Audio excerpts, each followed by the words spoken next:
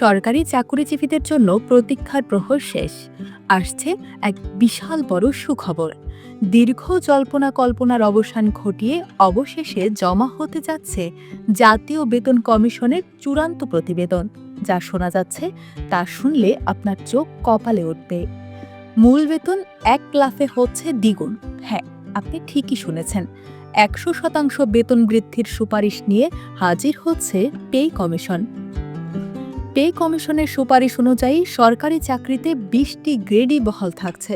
তবে পরিবর্তন আসছে মূল অঙ্কে। সর্বনিম্ন ২০তম গ্রেডের বর্তমান মূল বেতন ৮,২৫০ টাকা থেকে বাড়িয়ে সুপারিশ করা হয়েছে ২০,০০০ টাকা। আর সর্বোচ্চ পর্যায়ে অর্থাৎ সচিবদের মূল বেতন ৭৮,০০০ থেকে বেড়ে দাঁড়াচ্ছে ১,৬০,০০০ টাকায়। কিন্তু দাঁড়ান, এখানেই শেষ নয়। বাড়ি ভাড়া, চিকিৎসা এবং যাতায়াত ভাতা যোগ করলে হিসেবটা পাল্টে যাবে পুরোপুরি। ঢাকার একজন ২০তম গ্রেডের কর্মচারী সব মিলিয়ে হাতে পাবেন প্রায় ৪২,০০০ টাকা, যেখানে আগে এটি ছিল কল্পনার বাইরে। নবম গ্রেডের কর্মকর্তাদের মূল বেতনও ২২,০০০ থেকে বেড়ে দ্বিগুণের বেশি হওয়ার পথে। এবার নজর দেওয়া যাক ভাতার দিকে। বৈশাখী ভাতা যা ছিল মূল বেতনের ২০%, তা বাড়িয়ে করার প্রস্তাব দেওয়া হয়েছে ৫০%। অর্থাৎ উৎসবের আনন্দ এখন হবে ২.৫ গুণ বেশি। যাতায়াত ভাতার ক্ষেত্রেও আসছে বড় পরিবর্তন।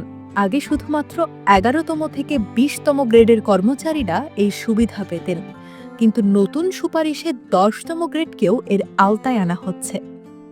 অর্থাৎ মধ্যম সারির কর্মকর্তারাও এখন থেকে যাতায়াত ভাতার সুবিধা পাবেন।